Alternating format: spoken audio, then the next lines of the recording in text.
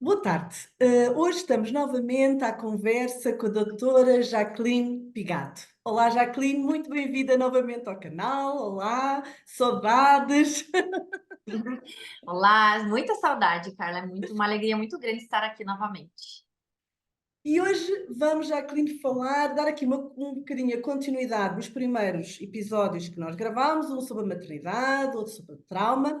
E eu sugeria começarmos com o trauma no contexto familiar.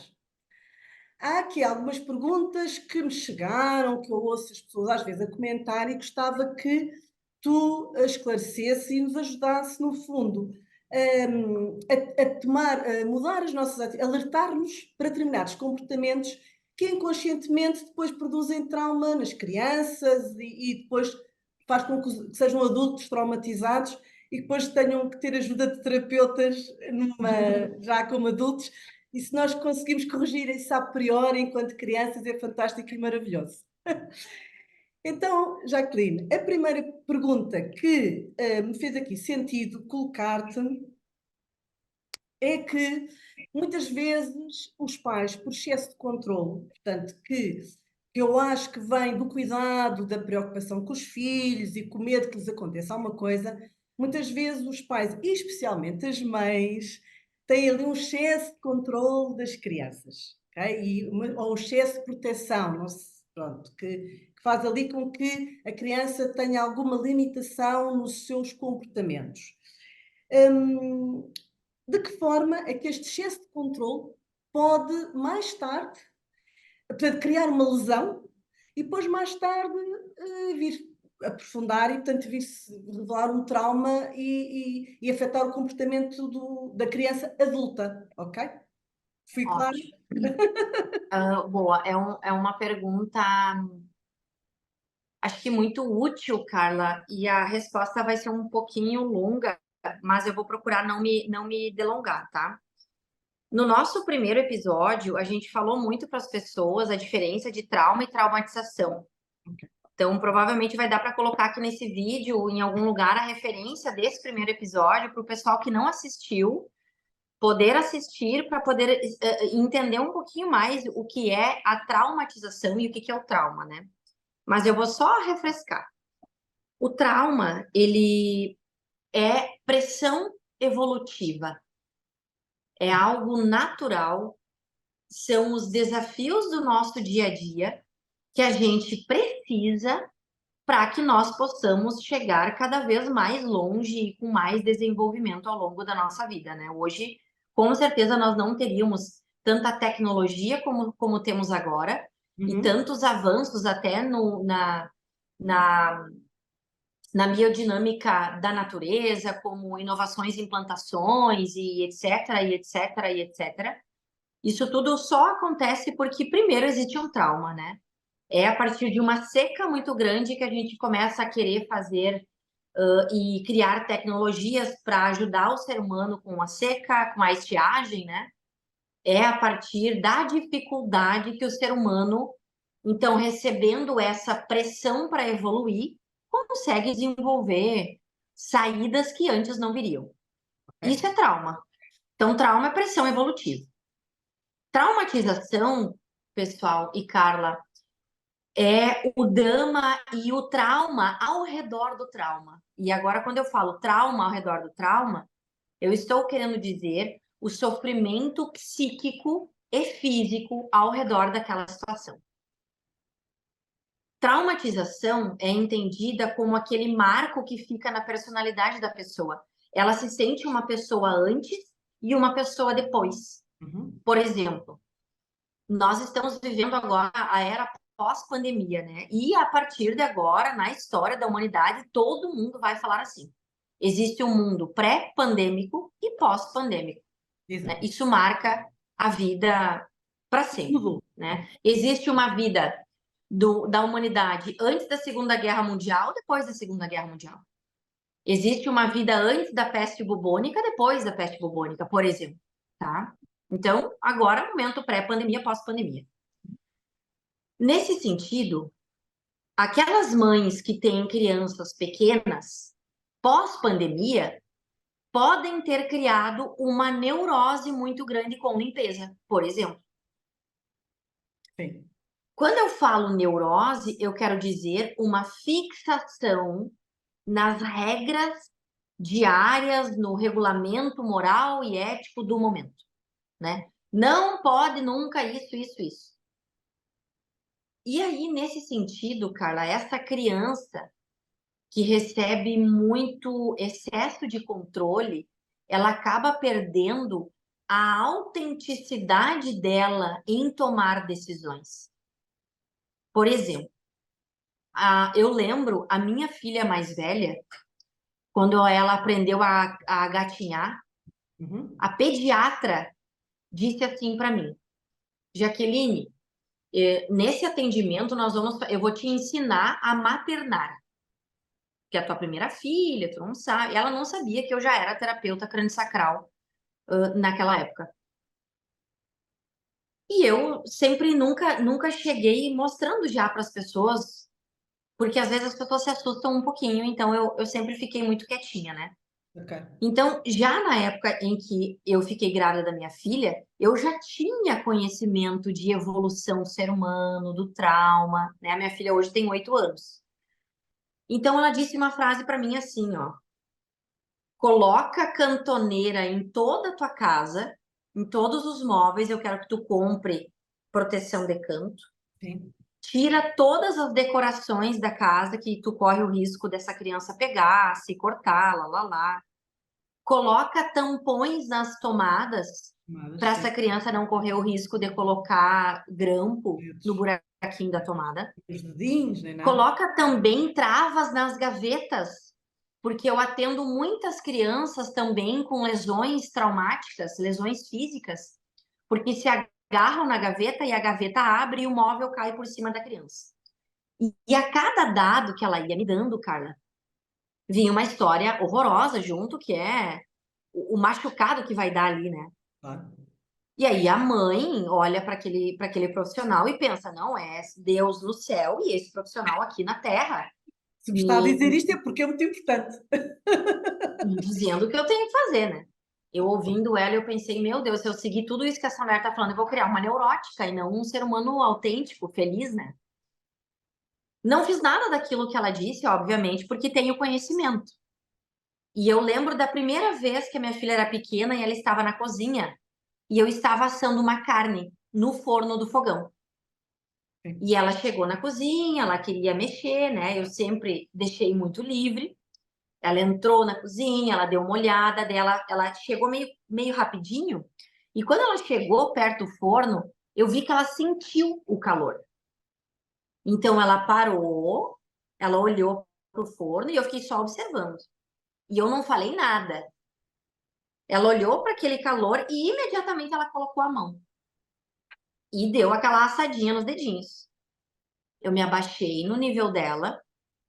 Ela tinha uns 3 aninhos, 2, 3 aninhos, Uhum. mais de 2, quase 3. E eu disse para ela, filha, isso aqui é um forno. A mamãe tá fazendo um papá muito gostoso. E isso aqui fica muito quente. Faz dodói. Mas só quando eu estou cozinhando. Normalmente, Carla, o que que os pais fazem? Forno é perigoso. O forno é quente. Olha aí o que você fez.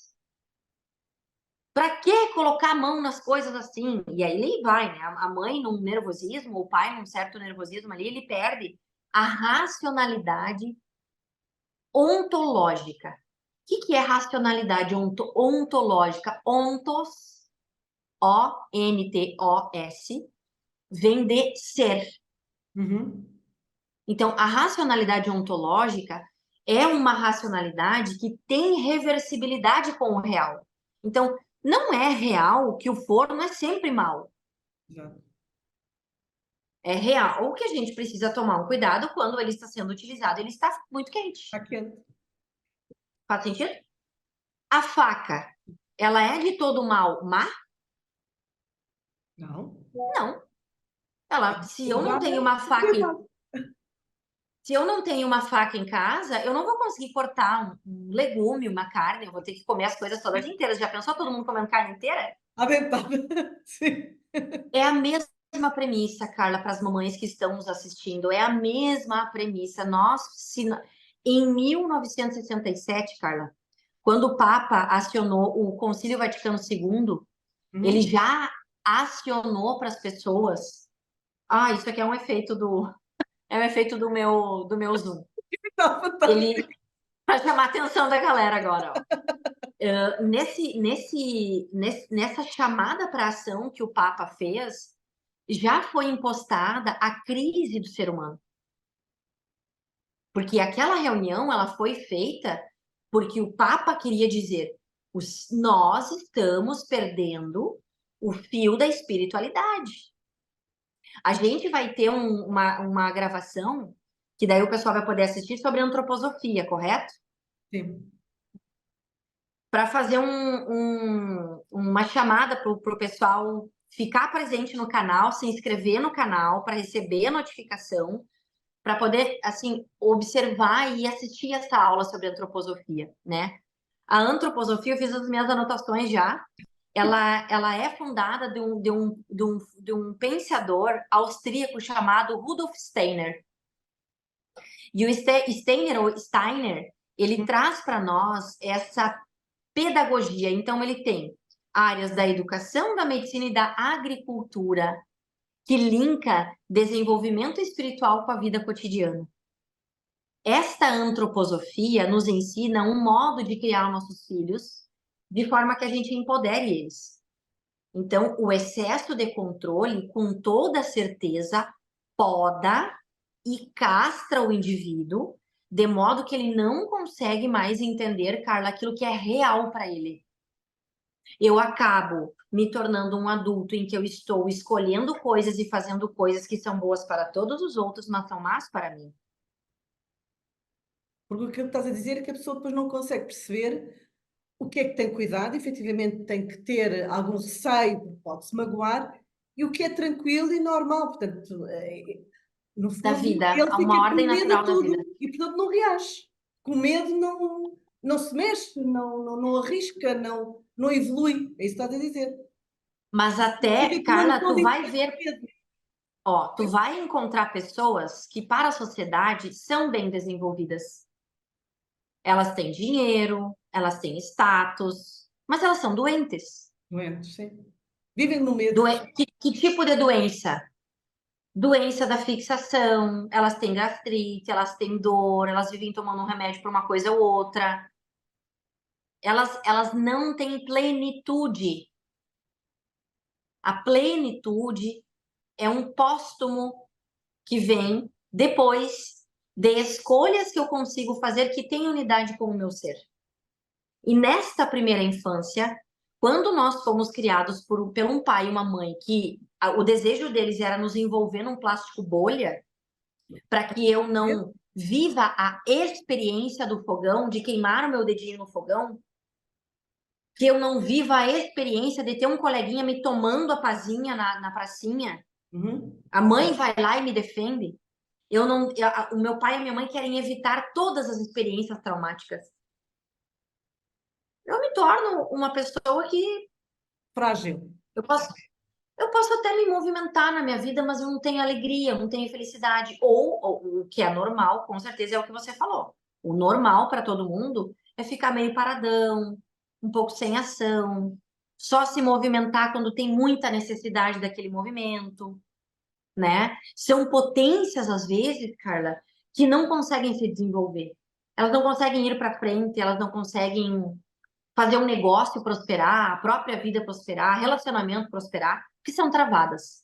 Provavelmente pessoas que têm dificuldade em gerir a frustração, o insucesso, porque tudo é uma confusão na vida, porque habituaram-se a viver numa bolha e, portanto, nessa bolha a vida é perfeita e a vida não é perfeita. Portanto, ela não Não. consegue encarar a vida na sua imperfeição, porque a vida é imperfeita, não é? Não há perfeição na vida, há coisas boas e coisas más. Vivemos num mundo Exato, desigual, não é? Há coisas que correm bem, há coisas que correm mal. Portanto, não têm resiliência, não estão treinadas, não têm treino. exato. Então, para as mamães que estão nos assistindo, a dica que a gente dá é: cura teus medos. Cure os teus medos. Você, Carla, é terapeuta reikiana, né? Sou. É possível, Carla, que as pessoas se deem a oportunidade de te encontrar e que tu possas fazer uma sessão de Reiki, por exemplo, com a tua intenção voltada para trabalhar a liberação do trauma ou da memória a partir dos chakras ou dos chakras. Sim, sim. Sim, é possível. Por Para exemplo, essas mães que estão criando as crianças com excesso de controle, elas não estão fazendo isso, Carla, porque elas são más ou por qualquer motivo. É falta de conhecimento. exatamente. E Só isso. proteção. E querem proteger os filhos por amor, Elas querem o melhor. querem o melhor. E é engraçado que eu no Reiki, quando me aparece uma criança para fazer Reiki, e não é um adulto, portanto, um adulto em termos energéticos é a partir dos 21 anos, portanto, até lá o filho e a mãe estão interligados. E eu peço, eu quero falar idealmente quero falar com os dois, com o pai e com a mãe. Mas se um deles não puder ir, a mãe tem que ir. Porque se a criança está com problemas, quem tem que ser primeiro equilibrada energeticamente é a mãe. E depois trata-se o filho. Porque se eu tratar o filho primeiro e não tratar a mãe, não tenho sucesso naquilo que estou a fazer. Exato. Olha, É isso aí. Jacqueline, isto, mais uma vez, é uma grande conversa. Vamos E para a nossa próxima pergunta. vamos para a próxima pergunta, exatamente. Deixa-me ver aqui. Então, a próxima pergunta que está relacionada com esta, que tem a ver, casa de proteger, portanto, com medo protegem também muito os filhos, não é? Portanto, eu acho que esta já se foi pergunta, porque os pais, quando protegem, protegem os seus filhos, muitas Projetam. vezes fazem de forma Projetam. inconsciente. Tá, segura um pouquinho, cara. Segura um pouquinho, porque nós já estávamos na onda. Quando Já tu me estávamos mandou a aqui a pergunta, responder a aqui esta. diz assim, ó, os pais que projetam o seu medo nos Nos filhos. filhos. E já respondemos. Mas espera aí, porque tem um ponto ali, ó. Os pais que projetam os medos nos filhos, que a maioria das vezes se faz de uma forma inconsciente, Consciente. podem criar um trauma na criança? A resposta é com certeza. Por isso que tu viu só, a gente sem combinar, Chegamos nós lá. já estamos respondendo a segunda pergunta. Exato. Porque é exatamente isso. Mas aí, Carla, o que que tem que fazer um pai e uma mãe para entender se eu estou projetando meus medos nos filhos? Porque essa é a maior questão que eu vejo, por exemplo, nos 15 anos que eu tenho atendendo pessoas, como eu trabalho com a terapia crânio-sacral e a liberação somato-emocional, e eu me especializei somente nisso, eu foquei tudo nisso, eu coloquei toda a minha energia nisso. Nesses 15 anos atendendo pessoas, a maioria, Carla, nem vê. Ah, não. É, Sim. é tão inconsciente o movimento que o adulto não enxerga que está projetando no seu filho o seu medo. O E seu muitas medo vezes de nem tem empreender, consciência do medo. Muitas vezes nem tem consciência que tem aquele medo. o medo de empreender, o medo de ser bonita, o medo de chamar a atenção, o medo de ser a mais inteligente, o Medo de medo falhar. de ser bem-sucedida. Tem gente que tem medo disso e não sabe que tem. Carla, eu tinha medo da minha abundância. Pois, sim. Eu só descobri isso fazendo terapia e indo fundo, fazendo interpretação profunda dos sonhos. Então, eu tive um sonho, levei esse sonho para fazer um processo de análise e absorvendo e olhando o campo, de repente, pá! Na verdade, eu tenho medo da minha abundância. Mas por que que eu tinha medo da minha abundância? Era uma projeção que vinha da minha mamãe. Que vinha A do minha Reiki. mamãe tinha, na memória dela, muito medo de ser abundante, porque ela acha que ser muito abundante chama a atenção de ladrões e aproveitadores. Então, eu cresci com aquilo e armazenei no meu sistema de crença a seguinte informação: eu nunca vou poder ser totalmente abundante como eu sou, porque é É um perigoso, perigo. É um perigo. é um perigo, vão querer me pegar, vão querer me sequestrar, vai acontecer alguma coisa ruim comigo. Então, o primeiro passo para essa tua pergunta é os pais iniciarem um processo terapêutico. Eu aconselho, na era que a gente está vivendo agora, é completamente inviável uma pessoa viver uma vida plena sem passar por um processo de terapia profunda, né? De autenticação. A autenticação, na verdade, é entender qual é o meu eu original.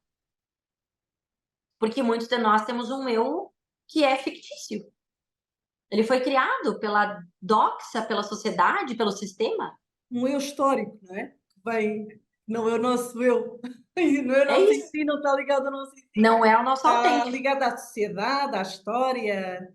Depois a última questão era, que conselho é que podes dar, efetivamente, para que isto não aconteça? Ou para os pais estarem mais em alerta, como é que eu me posso corrigir, proteger Ah, os meus boa. filhos, mas não em excesso, que eles sejam pessoas equilibradas, com segurança, que não se importem de arriscar, resilientes, mas eu desta forma continuo a proteger os meus filhos. Portanto, dizendo Boa. atenção, há perigos, mas não em excesso. Portanto, não haver ali Tá. o controle daquele excesso. E não passar o meu medo para o medo e para os meus filhos, não é? Eu tenho esse medo, mas Tá. vamos passar para os meus filhos.